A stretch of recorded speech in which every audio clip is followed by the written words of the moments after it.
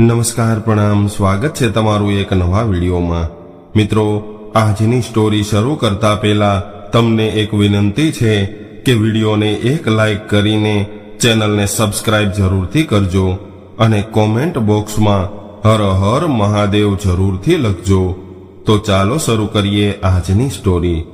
સૌજીભાઈનું એટલું બધું ખમતીધર ઘર તો હતું નહીં, પરંતુ સમાજમાં એનું ઘણું બધું માન હતું। સૌજીભાઈ સમાજના મોભાદાર માણસ હતા। ન્યાય કરવામાં હંમેશા એ સત્યની સાથે ઊભા રહેતા। સૌજીભાઈને ખેતીવાડીની 20 વીઘા જમીન હતી અને એક દીકરો હતો। એકનો એક દીકરો હોવાથી એને બીજી કોઈ ચિંતા નહોતી। સૌજીભાઈ ખૂબ સુખ શાંતિથી રહેતા હતા। ધીરે ધીરે સમય વીતવા લાગ્યો।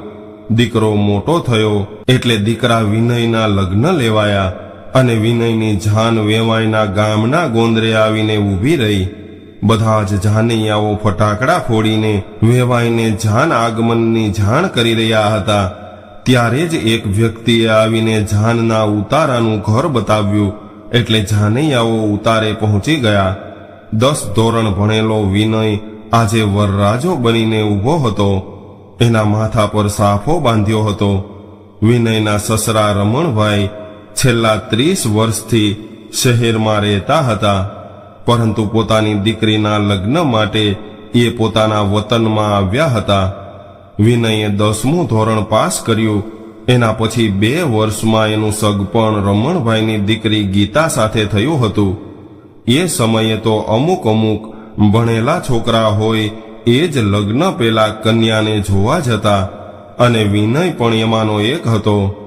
આમ તો વિનય એના પિતાજીની હામાં હા કરવાવાળો દીકરો હતો, પરંતુ રમણભાઈની દીકરી ગીતાના આગ્રહના કારણે વિનયને કન્યા જોવા જવું પડ્યું હતું। આ બાજુ આ સંબંધ કરવા માટે રમણભાઈએ પોતાની દીકરી પર ઘણું બધું દબાણ કર્યું હતું અને ગીતા કંઈ એટલી બધી રૂપાળી પણ નહોતી।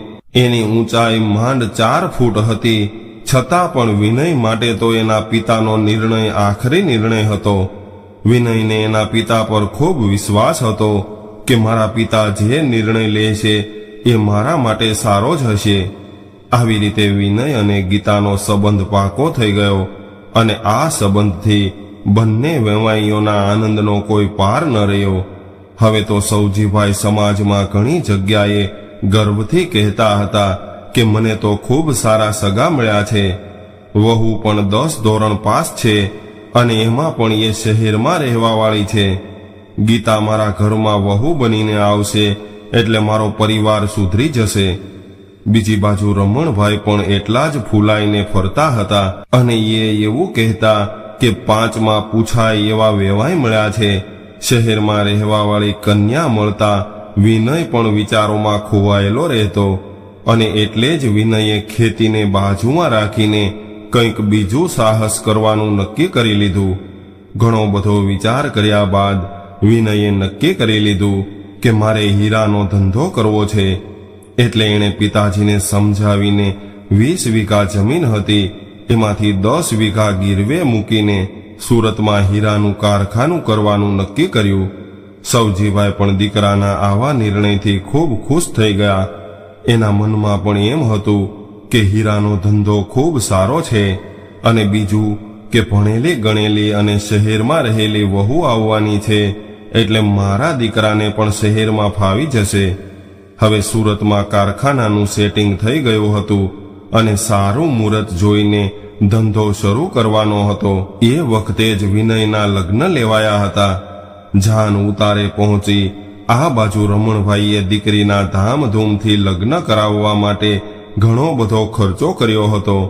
રમણભાઈની દીકરીના લગ્નની તૈયારી જોઈને ગામના લોકો તેમજ સગા સંબંધીઓ મોઢામાં આંગળા નાખી ગયા હતા અને જમણવારમાં પણ મિષ્ટાન અને અન્ય વાનગીઓનો પાર નહોતો। ટૂંકમાં રમણભાઈએ એની પરિસ્થિતિ કરતાં પણ વધારે ખર્ચો કરેલો હોય એવું સ્પષ્ટ દેખાઈ આવતું હતું। હવે જાન પક્ષને શરબત અને ચા પીરસાયા। વરરાજાનું સામૈયું થયું અને વરઘોડાની તૈયારી શરૂ થઈ ગઈ। અણવરે વિનયને બરાબર રીતે તૈયાર કરી દીધો, પરંતુ કન્યા પક્ષ તરફથી હજુ સુધી કોઈ સંદેશો આવ્યો નહોતો. કન્યા પક્ષમાં દોડધામ મચી હોય એવું દેખાઈ રહ્યું હતું. અંતમાં જાનને ઉતારે ખબર પડી ગઈ કે કન્યાનો કોઈ પત્તો નથી. 1.5 કલાક પહેલા નીકળેલી પોલીસની જીપ અને 4-5 ગાડીઓ પરત આવી હતી. આવું બધું જોઈને હાફળા ફાફળા બનીને સૌજીભાઈ વેવાઈના ઘરે ગયા અને ત્યાં જઈને જોયું તો વેવાઈ અને વેવાણ તેમજ એના બંને દીકરાઓ નીચા મોઢા કરીને ખૂબ રડી રહ્યા હતા. આવું દ્રશ્ય જોઈને સૌજીભાઈ કંઈ બોલ્યા નહીં અને તેઓ પણ ગમગીન બની ગયા. આજે રાંધેલા ધાન રોળાઈ ગયા હતા, કેમ કે શણગાર સજેલી ગીતા આજે ભાગી ગઈ હતી. ગાડીઓ લઈને પાછા આવેલા લોકોને એટલી માહિતી મળી હતી કે 2 કલાક પહેલા એક ગાડી પર એક યુવાન એક યુવતીને લઈને જઈ રહ્યો હતો અને એ યુવતીએ લગ્નના કપડાં પહેરેલા હતા. જો કે પોલીસની જીપ શહેર સુધી જઈ આવી હતી, પરંતુ એને કોઈ પણ પ્રકારની માહિતી મળી નહોતી. આખરે સૌજીભાઈએ રમણભાઈને આશ્વાસન આપીને શાંત કર્યા, પરંતુ હવે કોના ગળે કોળિયો ઉતરે? નાના બાળકો સિવાય બધા જ લોકો ભૂખ્યા રહ્યા અને વિચારવા લાગ્યા કે હવે શું કરવું. સૌજીભાઈ પણ ચિંતામાં ગરકાવ થઈ ગયા અને વિચારવા લાગ્યા કે કુંવારી જાન પાછી જાય એના કરતાં તો મરી જવું સારું છે. સૌજીભાઈને કંઈ સૂઝતું નહોતું, કેમ કે જે સમાજમાં 18-19 વર્ષની ઉંમરમાં લગ્ન લેવાઈ જતા એ સમાજમાં વિનય આજે 22 વર્ષનો થઈ ગયો હતો, એટલે હવે એના લાયક છોકરી શોધવી મુશ્કેલ હતી. હવે જાનમાં આવેલા અને ગામના ઘણા બધા લોકો ગાડીઓ લઈને છોકરીને શોધવા નીકળ્યા, પરંતુ કન્યાના કોઈ વાવડ ન મળ્યા. હવે સાંજના 5 વાગી ગયા હતા. એ વખતે આ ગામનો જ એક મેલો ઘેલો વ્યક્તિ સૌજીભાઈ પાસે આવીને બેસી ગયો. થોડી વાર બાદ એણે સૌજીભાઈને કહ્યું કે વેવાઈ, કદાચ તમને વાંધો ન હોય અને તમને પસંદ આવે તો મારી દીકરી કાજલ છે. એક તો મારી ગરીબ પરિસ્થિતિ છે અને દીકરી એક પગે થોડી અપંગ છે, એટલે એનું હજુ સુધી ક્યાંય સગપણ નથી થયું. આવી વાત સાંભળતા જ સૌજીભાઈ થોડી વાર માટે તો એ વ્યક્તિને જોતા રહ્યા અને ત્યારબાદ કંઈક વિચાર કરીને કહેવા લાગ્યા કે મને ઝડપથી તમારા ઘરે લઈ જાઓ. એટલે એ વ્યક્તિ સૌજીભાઈને એના ઘરે લઈ ગયો. ખોબા જેવડો ઓરડો હતો, પરંતુ આગળ વિશાળ ફળિયું હતું. ઘરમાં જતા જ આધેડ વયની સ્ત્રીનો મીઠો મધુર આવકાર મળ્યો અને પગેથી જરાક અપંગ દીકરીએ પાણીનો લોટો આપીને સ્વાગત કર્યું. ઘરનું વાતાવરણ જોઈને થોડી વારમાં જ સૌજીભાઈ બોલી ઉઠ્યા કે હું મારા દીકરા માટે તમારા ઘરે માગું નાખું છું. આજે ગીતા માટે તૈયાર થયેલી ચોરીમાં જ કાજલ અને વિનયના લગ્ન થશે. ત્યારબાદ એ જ માંડવે વિનય અને કાજલના લગ્ન થયા અને રમણભાઈએ પોતે જ કન્યાદાન કર્યું. સૌજીભાઈની તો સ્પષ્ટ ના હતી, છતાં પણ રમણભાઈએ પોતાની દીકરી માટે ખરીદેલી બધી જ વસ્તુઓ કાજલને દીકરી સમજીને કરિયાવરમાં આપી દીધી. હવે રમણભાઈએ પોતાની દીકરી ગીતાના નામનું નાઈ નાખ્યું હતું, એટલે એમણે પોલીસને પણ જણાવી દીધું હતું કે હવે એની શોધખોળ ન કરવી. ગરીબ ઘરની અને પગથી વિકલાંગ કાજલ એનું સુંદર નસીબ લઈને જન્મી હોય એવું લાગતું હતું. કાજલના પગલાથી જ વિનય હીરાના ધંધામાં ખૂબ કમાયો. 5 વર્ષના દાંપત્ય જીવન બાદ ભગવાને એને સુંદર મજાના દીકરો અને દીકરી આપ્યા હતા. હવે 10 વર્ષમાં તો વિનયે ગીરવે મૂકેલી જમીન પણ છોડાવી લીધી અને બીજી 25 વીઘા જમીન ખરીદી લીધી અને સુરતમાં સરસ મજાનું મકાન પણ લેવાઈ ગયું અને મોંઘી કાર પણ ખરીદી લીધી. વિનય સુરતમાં ખૂબ સુખ સાહેબીથી રહેતો હતો, પરંતુ હજુ સુધી એના માતા પિતા સુરત નહોતા આવ્યા.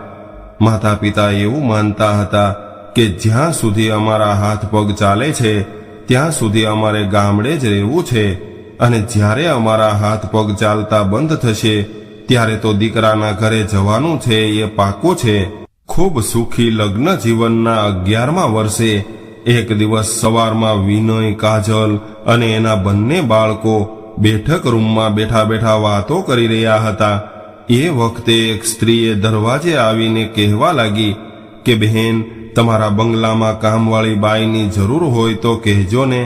ત્યારે વિનયનું એ સ્ત્રી તરફ ધ્યાન ગયું અને એને એવું લાગ્યું કે આ અવાજ કોઈ પરિચિત હોય એવું લાગે છે. એટલે વિનયે પોતાના મગજ ઉપર ભાર આપ્યો અને એ પેલી સ્ત્રીને ઓળખી ગયો. પરંતુ એને વિશ્વાસ નહોતો આવતો. એટલે વિનય ઊભો થઈને દરવાજે ગયો. ત્યાં જઈને જોયું તો એ ગીતા હતી. એટલે વિનય કહેવા લાગ્યો કે શું તમારું નામ ગીતા છે? વિનયે આવો પ્રશ્ન કર્યો હતો, પરંતુ વિનયને ઓળખી ગયેલી ગીતા શું જવાબ આપે? ગીતા પહેલાથી શહેરમાં રહેતી હોવાથી એના ગામની હોવા છતાં પણ કાજલ એને ઓળખતી નહોતી. વિનયે જ્યારે આવો પ્રશ્ન પૂછ્યો ત્યારે કાજલ ચોંકી ગઈ, કેમ કે એક ખૂબ સુખી પરિવારની દીકરી ગીતાની અત્યારે આવી દશા થઈ હશે કે પછી આ કોઈ બીજી ગીતા હશે. કાજલ મનોમન આવું બધું વિચારી રહી હતી અને એણે વિનય તરફ નજર કરી. વિનયની ભીની આંખો જોઈને કાજલ એને ખેંચીને અંદર લઈ ગઈ અને પૂછવા લાગી કે વિનય, આ એ જ ગીતા છે જે લગ્ન પહેલા ભાગી ગઈ હતી? ત્યારે જવાબ આપીને વિનયે હા પાડી. હા સાંભળતા જ કાજલ ઝડપથી દરવાજે ગઈ. ત્યારે ગીતા ડોટ મૂકવાની તૈયારી કરી રહી હતી. એ પહેલા જ કાજલે એને પકડી લીધી. હવે કાજલ ગીતાને ખેંચીને અંદર લાવી. થોડી આનાકાની કર્યા બાદ કાજલ અને વિનયના આગ્રહને વશ થઈને ગીતા એનું જીવન વૃત્તાંત કહેવા લાગી. અમદાવાદમાં પિતા રમણભાઈની સોસાયટીની નજીકમાં રહેતા હરેશ નામના યુવક સાથે એને પ્રેમ થયો હતો. હરેશ સ્નાતક થયેલો યુવક હતો. એ વખતે વિનય એને ગામડિયો લાગતો હતો. પિતાજીના કારણે ગીતા આ સંબંધ માટે ઇનકાર નહોતી કરી શકી. હરેશના પિતા એક કારખાનામાં કામ કરતા હતા અને એ બીમારીના કારણે પથારીવશ થયા. એના બદલામાં માલિકે હરેશને નોકરી આપી હતી. એ જ વખતે ગીતા લગ્ન પહેલા હરેશ સાથે ભાગી હતી. ભાગ્યા બાદ ગીતાએ હરેશ સાથે લવ મેરેજ કરી લીધા. સમયની કેવી બલિહારી કહેવાય. લગ્ન જીવનના 5મા વર્ષે જ કારખાનામાં હરેશનો એક પગ મશીનમાં આવી ગયો. એટલે માલિકે હરેશના બદલે એના નાના ભાઈને નોકરી આપી દીધી અને થોડા રૂપિયા પણ આપ્યા. હરેશના માતા પિતાએ પણ હરેશને થોડા રૂપિયા આપીને અલગ કરી દીધો. ત્યાં સુધીમાં તો ગીતા 2 બાળકોની માં બની ગઈ હતી. હવે હરેશ અને ગીતા અમદાવાદ છોડીને સુરત આવ્યા અને અહીંયા હરેશ હીરાના કારખાના પાસે ચાની લારી કરીને ચા વેચવા લાગ્યો. ચાની લારીમાં માપસરની આવક હતી. બીજી બાજુ મોટા થયેલા બાળકોના શિક્ષણ માટે ગીતાએ 3 ઘરના કામ બાંધ્યા હતા. હમણાં જ એક ઘર માલિક બીજે ક્યાંક રહેવા ગયા હોવાથી ગીતા નવા ઘરકામ માટે વિનયના ઘરે આવી ચડી. એને તો એ ખબર પણ નહોતી કે વિનય અહીંયા રહે છે. ત્યારે વિનયે પૂછ્યું કે ગીતા, તું તો ભાગી ત્યારે ઘણા બધા ઘરેણાં લઈ ગઈ હતી, એનું શું કર્યું? ત્યારે એકદમ ઢીલી થઈને ગીતાએ જવાબ આપ્યો કે 2 વખત હું ખૂબ ગંભીર રીતે બીમાર પડી હતી અને મારી સારવાર કરાવવામાં એ બધા જ ઘરેણાં વેચાઈ ગયા. ગીતા આટલું બોલી ત્યારે થોડી વાર માટે ખામોશી છવાઈ ગઈ અને કાજલે વિનય તરફ જોયું અને કહેવા લાગી કે વિનય, તમે ગીતાના પતિને હીરા નહીં શીખવાડી શકો? એટલે વિનયે ડોક હલાવીને હા પાડી. ત્યારે જ કાજલ બોલી કે ગીતાબેન, તમે જરા પણ ચિંતા ન કરતા. તમારા પતિ 4 મહિનામાં તો હીરા ઘસવાનું કામ શીખી જશે અને એ 4 મહિનાનો ઘરનો ખર્ચો અમે આપશું. હવે રાત્રે વિનય કાજલને પૂછ્યા વગર ન રહી શક્યો કે કાજલ, તું કેમ આટલી બધી ઉદાર બનવા માંગે છે? ત્યારે કાજલે કહ્યું કે બસ એટલા માટે કે એ સ્ત્રી એક વખત મારા પતિ સાથે સંબંધથી બંધાઈ હતી. એની ગરીબી અને આવી પરિસ્થિતિ મારાથી સહન ન થઈ શકી. એટલા માટે મારા દિલમાં એના માટે આટલો બધો ઉદાર ભાવ પ્રગટ થયો છે. તો મિત્રો, આજની સ્ટોરી તમને કેવી લાગી કોમેન્ટમાં જરૂર જણાવજો. અને સ્ટોરી પસંદ આવી હોય તો વિડીયોને લાઈક, શેર અને નવા હોય તો ચેનલને સબસ્ક્રાઇબ જરૂરથી કરજો. હર હર મહાદેવ.